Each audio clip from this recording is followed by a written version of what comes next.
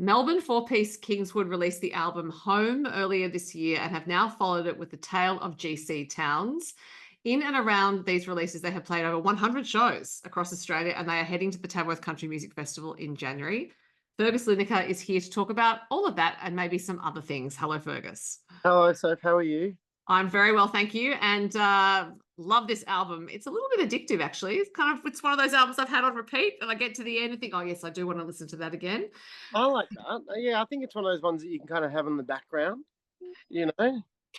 But the lyrics do demand close listening, I think, in that they reward close listening. Okay, that's great. That's a very good compliment. Oh, I'm pleased I said it then. But I want to start by acknowledging the fact that it was made at the same time as Home, which you released earlier this year. So Yeah. were you in parallel universes while you were recording? Um, no, and even when we were figuring out what albums to put on the album that became Home, there were versions that had half and half. Okay.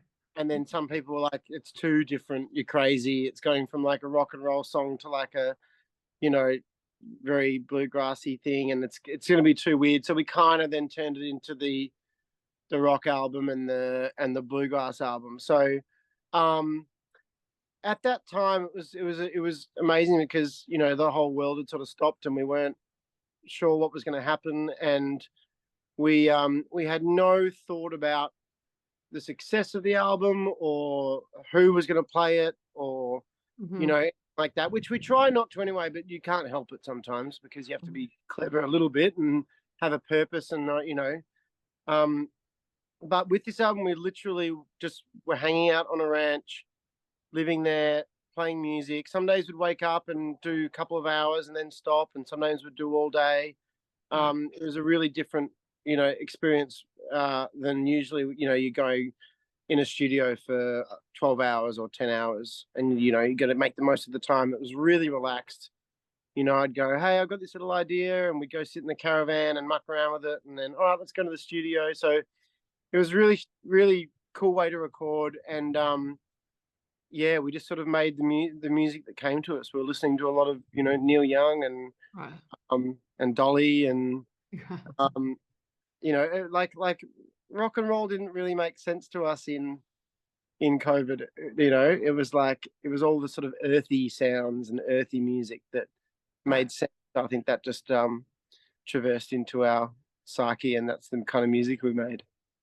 Well, what you've just revealed about the fact that it could have gone either way with the songs on the albums has actually disrupted my entire plan questioning, because I was so convinced the Tale of G.C. Towns actually was not necessarily a concept album, but those songs really sounded like they belonged together. No, it is. To be fair, a lot of those songs.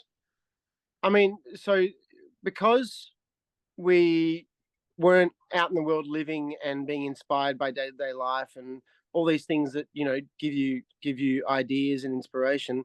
It was actually Al who said, "I'm struggling to sort of write, so I've created this character called GC Towns." And so we're still using the themes and things that are in our lives like we normally would, but through this character, and it was all written about him and his stories. And so Home, you could argue, is also about GC Towns. Ooh, But okay. then we thought that's a silly album title and no one will understand what's going on. So we called it Home. And then we had no intention of releasing the rest of the songs. Um, Not that we intended not to release them, but we sort of started off on this new project and this new direction. And we are like, what are we going to do with all those songs we recorded? And then we thought, let's put them out and we'll call it The Tale of GC Towns because that's what it is. So, yeah, kind of all those songs were written with this methodology, or most of them, about the life of this character we created.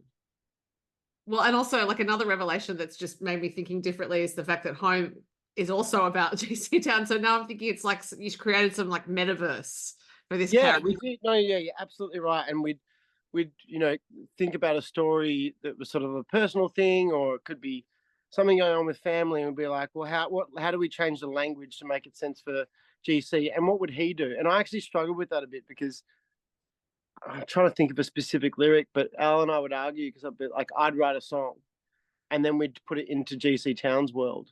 And I'd be like, yeah, but I wouldn't do that. I wouldn't say that. And he'd be Right. like, yeah, but it's GC Towns. And I'm like, yeah, but now it's not my voice anymore. And then we kind of had to figure out what the voice was and what the stories were.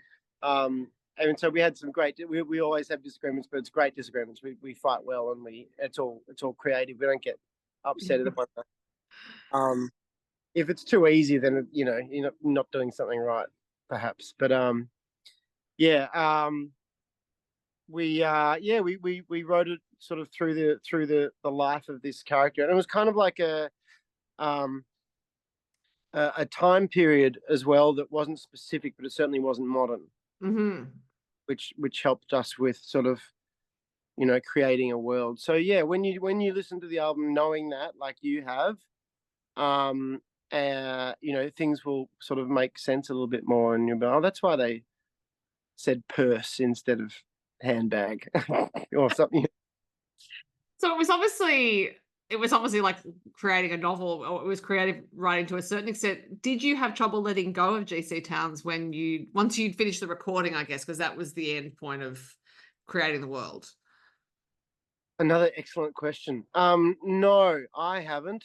I'll have to ask Al, but I think we gave him his life, and we had we were because it was COVID times. We were thinking about doing a short film or a film Right. of visuals that went with the record to and getting a friend of ours to play the character.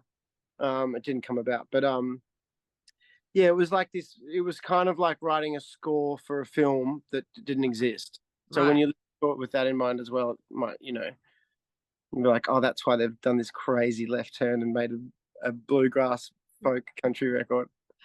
Um, but you made it so beautifully, and that's part of why it's so addictive. It's like, oh, it's musically, this is really, really satisfying. So there are the two different levels of listening to it, just appreciating the music, but also the metaverse within. Yeah, yeah, that's it. Oh, it's very authentic. Like we weren't like, you hear things like, I ride upon my horse, and people who know us or don't know us might be like, what are they talking about? But we were riding horses. So, Okay.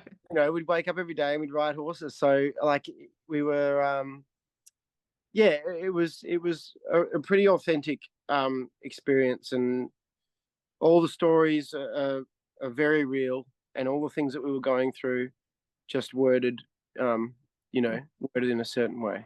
Yeah. Has it made you think differently about your songwriting in general? As in, you might now think, oh, okay, maybe I'll make some stories rather than writing about Yeah, experience.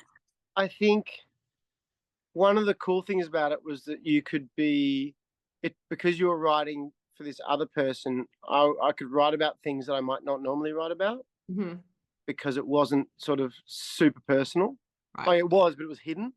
Yeah.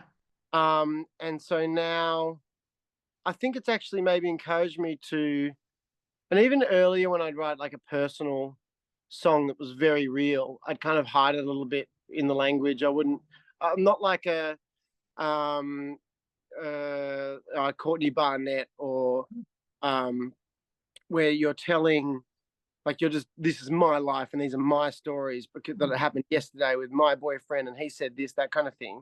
Yeah. I've always sort of hidden it and wrapped it in different language because I don't know, because I'm vulnerable and I don't want to put my life out there kind of thing. So then it was easy to like really go for it and write about things that I didn't think I'd write about through GC Towns. And now I think I'm doing both, which is good. So I'm writing about things that are not really caring about being scared of who hears it or what people will think or anything like that. So if anything, I think it's probably helped get into a psyche of writing about things that I was probably too scared to write about, or it was too emotional, or Mm. I'm like, no, let's just do it. So Yeah. Right. yeah, I think it's also okay to be scared to not put things out there because you don't owe the audience complete honesty, right? Because that's part of the art of songwriting is and part of the contract with the audience is you're telling a story. So the audience understands they may not be getting everything. yeah, that's right. Yeah, but then I'll, I think about like Nick Cave, who's puts everything out there and in films and everything he does, and I think it's so inspiring because he thinks like he's kind of like giving his life to art. Mm-hmm. Whereas something might happen to me, a sadness or a grief or something, and I don't feel like sharing that because that's not me. But he'll just like film me grieving because it's art, and I think that's really inspiring. So it's like yeah, like I'll write a song. Al and I, like, obviously we're brothers, we're extremely close, but we don't talk about everything, and like something might be going on in my life and I'll write this song, and he'll know what it's about, and he'll be like, oh, that's going on, is it? But we won't even talk about it, he'll just know. So it's like we're communicating through songs sometimes. Yeah. But that's lovely in its own Yeah. way. You know what I mean? You don't need to talk about it because you're giving each other songs. Yeah, we're always there. If someone needs to talk, we're always there. Yeah. So I'm wondering if there were any songs left on the recording studio floor that did not make it onto either album. Yes, but they probably didn't get finished. Right. So there were certainly songs, especially with it being such not a concept, but like a change in direction. It was sort of more country feel, or Creedence Clearwatery, and then of course with GC Towns, like very bluegrass and country. So any songs that I was working on or Al was working on before that, before we went down this path, we'd sort of play them and be like, you can try and make a song fit on that record, but then also sometimes it just doesn't, or you don't want to augment it so much that it loses its special thing. Mm-hmm. So you go, hey, that song's awesome, it's great, but if we try and make it fit on this record, it won't have its magic anymore. So there were songs that didn't make it for that reason, and maybe a couple that I played and went, hey, what about this? And then it was like, no, that's crap, which happens. It's fine. But every song you write's going to be great. So yeah, so a couple, but nothing. There might be a couple that didn't make it that will come out on the next record that will find a new life. So that happens sometimes. Now, this is not the first time that the band has made two albums at once, because in 2020 you released the albums Juveniles and Reveries. So this is now a pattern, or is it just a case of you having so much output that you need to find a way to handle it, and two albums recorded at once is the way to go? Well, yes. Reveries was it was kind of like straight after, not like at the same time, and the songs are the same. Right. Recorded so. I think that again, that was a COVID thing where we couldn't tour, so we just recorded lots. And also think about that was Juveniles was a big rock and roll record meant for big rooms full of lots of people, and 2 shows into the tour, COVID hit, and it was March 13 or whatever, and the album just came out. And we just kind of felt, like I was saying before, the album didn't make sense anymore because everyone was alone and just chilling out and listening to this big bombastic, Queens of the Stone Age Queen inspired thing was it kind of didn't make sense. So we thought, let's re-record all these songs that we love, these songs, and give them a new light that makes sense now. And the thought process was, let's record them for one person. So like imagine one person's sitting in the room listening or on their headphones, rather than a big 1,000 people or something. So it was a really good project and we loved it, and you can listen to both albums back to back, and it's interesting. People enjoy it. Yeah. A lot of weddings, actually, a lot of wedding songs off Reveries. Oh, interesting. Now I'm going to listen to it in a different light. Yeah, people using the songs for their first dance and things like that, which is quite cool. That must be extremely rewarding when you find that out. To think that these songs just have this life without you out there. Yeah.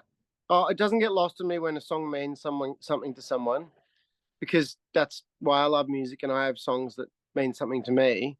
So that's the biggest compliment. If someone wants to use a song for a wedding or for anything, or when someone's in the crowd and they're crying because it's a song about loss, and that they've lost someone, and then you look at them and then I start crying, and then you hold hands, and then you like, all that stuff's amazing. So yeah, it's not lost on me, the power of music, and when you can get that feedback that it's meant something to someone, then that's so rewarding. Mm-hmm. Now, you and Alex seem to have quite a symbiotic relationship as songwriters, at least I imagine as performers as well. How did this form, this musical partnership? We were in school together. Mhm. There's a photo of us when we were like 7, staying next to each other at school. We were a band when we were 11. Yeah. We played at the school fair. We did Aerosmith cover and a Lynyrd Skynyrd cover. There's video. And we and then he went down the learned version of music. Thank God for that. He ended up being, music captain and jazz piano, and very late picked up guitar. And I was in like punk bands, Right. and so then we sort of merged, and he said, "I want you to sing in my band that I'm starting." And I was like, "Don't you want me to play guitar? I'm not really a singer." And he was like, "No, I'm playing guitar." And I was like, "You don't play guitar." "I do now." And I was like, "Okay." And he was way better than me in like 6 months because he's a freak. But yeah, so that's how we started. Right. But yeah, we've known each other for a very long time. Yeah, when you said you're in school together, I was imagining high school, and then you said we were 7. Like Yeah, that is a really. long, long Photo. connection. There's a really cute photo of us when we're absolutely babies. Yeah. So when did you write your first songs together? Um, the the band that we had when we were 11, I became the singer, and we kicked out the old singer, and he wrote a song. So we didn't write any songs then. So it must have been when the band started after school. Right. Um, and Al wrote most of the song. He still does, but wrote all the first songs. He gave me a book of lyrics and a Right. CD demos he'd made. Right. But yeah, we wrote songs probably from that point. One of the first songs, he might hate me saying this. One of the first, I don't know, he wrote this by himself, but "One Too Many Times," which is on Home, is an upgraded version of one of our very first songs that he wrote Okay. very Interesting. early on. Right. But I always thought was great, and I convinced him to do it on this record. Right. I'm stuck on the image of 11-year-olds tossing out a lead singer. I'd like to know what that gang Oh, looks mate! But then he became the manager. It's amazing. It's so funny. like. Sorry, mate, you're out. You can But be you the could manager. manage us. Yeah, Well, you obviously were able to identify his core skill set, and it wasn't being that's in right. the band. That's right. Yeah. Now, so as I mentioned, you played about 100 or over 100 shows this year. So clearly, live performance is at the core of Kingswood. Yeah. So in its current incarnation, you and Alex obviously have played together for quite a long time. When did that touring lifestyle, like when did you decide to commit to that much life on the road? We've always toured a lot. We've always, done regional, and got out to faraway places whenever we can. But certainly since the borders opened back up, we decided we wanted to be bold, and we decided, let's do the biggest tour ever. So Right. this was at the start of the year. We did 100 and something shows in our bus that we built and we live on. And then and yeah, and then we just like, because we had 2 records up our sleeve. Mhm. We didn't need to stop and then record and then do the cycle kind of thing. We Yeah, just right. were non-stop. So then we went to Europe and did 2 months there. And we've got a whole bunch more shows coming up. We're doing like another little lap of the country in the next 3-4 months. We just love it. It's normal. Yeah, It's right. normal. So yeah, I think it's going to be about 158 shows. I think Al said in the space of a year, Mhm. which is a lot. It's almost every second, in between every second and every third day. Yeah. Yeah. So it sounds crazy, and it is. But yeah, while we can, while and the other guys in the band as well, we're all up for it. We just want to make the most of it. We lost so much time Mhm. in COVID not being able to play, and we believe in touring regionally and getting out to places where bands don't get to see, people don't get to see the artists that they want to see so often. So we're very lucky to be in the position we are to be able to play that much and have people want to come see us. So we want to keep going as hard as we can before we get too old. Now, given that GC Towns has been unleashed on the world in this format, because obviously there are GC Towns songs on home, I imagine the set list has to evolve. So is it a constant evolution, as in you're sort of testing which songs are working and tweaking it? Yeah, it is. It's constant evolution for sure. And I mean, the thing with being around for as long as we have and having so much music is that we like to think you can kind of put us anywhere. And we can do a Sunday afternoon show at a winery, and we won't play Yeah Go Die. Well, we can cater to this kind of thing, or we can play a club in the city on a Friday night at 11 o'clock and do atmosphere and things like that. So we kind of, it changes all the time. But certainly at the moment, because we've been doing these last two records, it's a little more country-esque, but you can't do that too much, or the OG fans will go crazy. So yeah, it's pretty diverse set. It's a difficult thing to get right with us because there's so many different kinds of music, but we think we work hard on it, and we think it balances quite well. Yeah. Well, there is one place you will be able to play all country music, which is Tamworth Country Music Festival. You have a show in the beer garden at the Tamworth Hotel, 10:30 at night. I saw it is a prime spot. Very prime. We were there for the first time last year and loved it. And it's great fun. We've been welcomed into the country music community with open arms, we think. And made some great friends along the way, and met some amazing people. So thrilled to be going back, and yeah, it's a good slot. I think it should be a ball. I think we'll be there for about a week too. We're not going to be in and out, so we're going to soak it up. So people can probably catch you around and about, because the nature of that festival is that people pop up here, there, and everywhere. Yeah.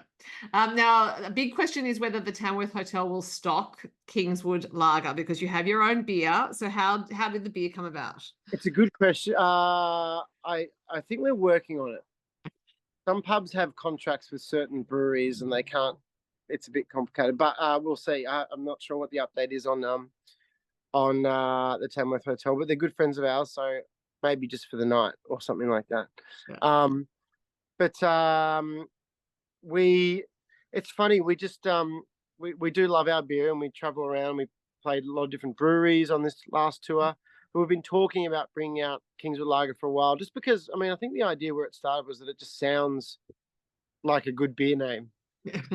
Very Australian, Kingswood Lager. And we're like, we could have our own beer. And we're kind of beer enthusiasts, whenever we go somewhere else, we'll try different things and talk about it. And so we enjoy our beer, and we just decided that we'd go for it. And this all again happened in COVID, when we had too much time in our hands.